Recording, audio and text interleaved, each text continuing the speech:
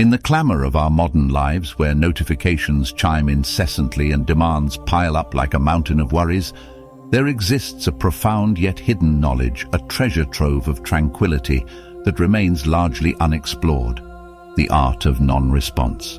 Imagine for a moment a world where your mind can repel the assaults of anxiety, frustration, and negativity, much like a shield fending off arrows. This is the power that lies within the seemingly simple act of not responding, an art that has been celebrated by philosophers, embraced by beliefs, and echoed through the ages by renowned geniuses. Epictetus, the ancient Stoic philosopher, urged his followers to recognize the domain of control and to masterfully navigate it. He once said, "It's not what happens to you, but how you react to it that matters." In the tapestry of non-response, his words are like threads woven into a tapestry of serene resilience. Christianity, too, offers guidance in this realm. The Sermon on the Mount presents Jesus teaching about turning the other cheek, a subtle yet profound form of non-response to aggression. This concept can be challenging to grasp, especially in a world that often equates retaliation with strength. But beneath the surface, the call to non-response is a call to reclaim one's inner peace. In our frenetic lives, the concept of non-response can feel almost foreign. We are conditioned to react swiftly and loudly to every stimulus, real or virtual. Picture the moment when you receive an infuriating email or a hurtful comment on social media. The instantaneous urge to fire back with an equally heated response is undeniable. But what if we paused? What if we embraced a moment of non-response, allowing the turbulent waves of emotion to settle before deciding how to proceed? This pause is where the hidden knowledge begins to emerge.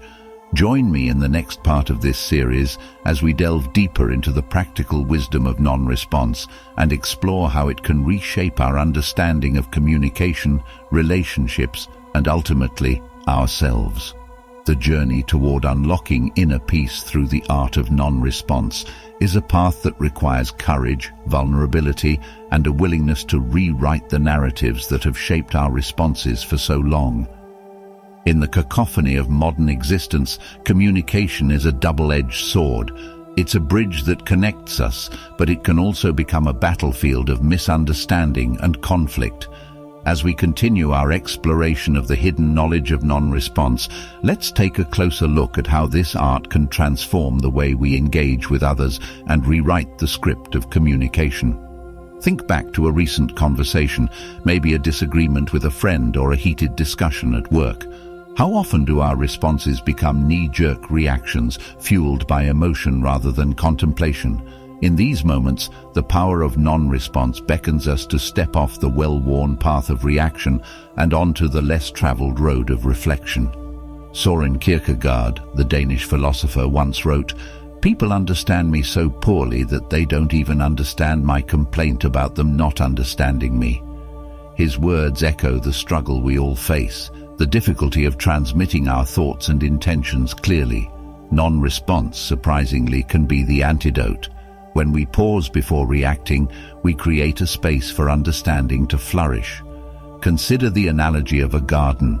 When we tend to our plants with care, they bloom vibrantly. Similarly, when we nurture conversations with intentional pauses, they can blossom into deep understanding.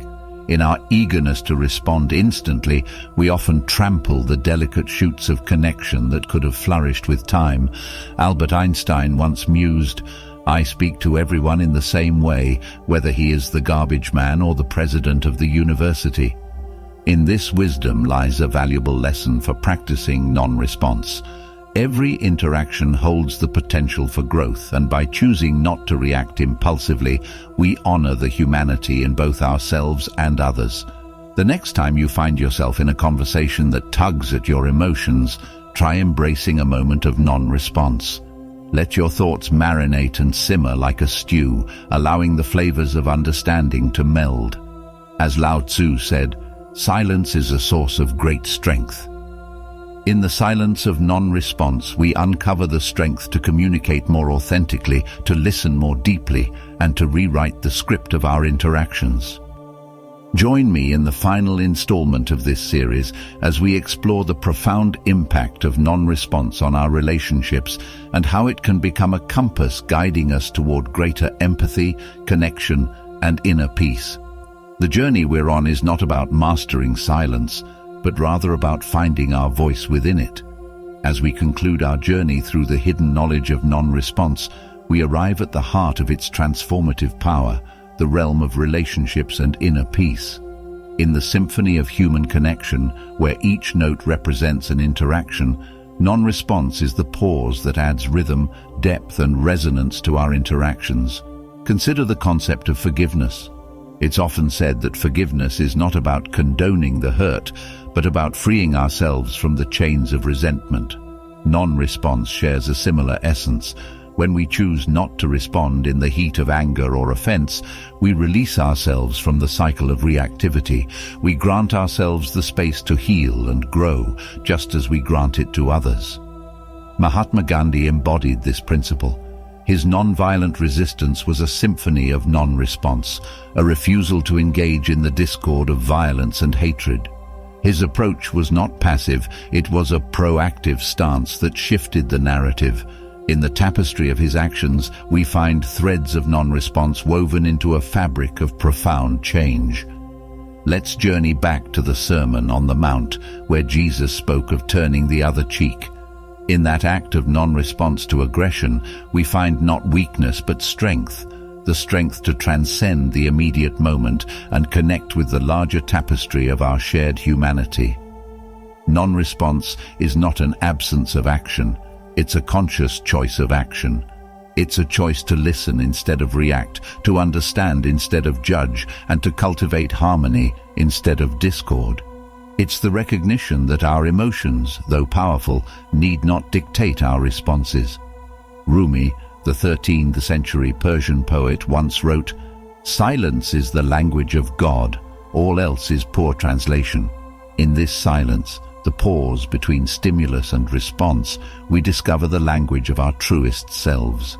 It's here that we connect with the wellspring of inner peace that has eluded us in our hurried lives.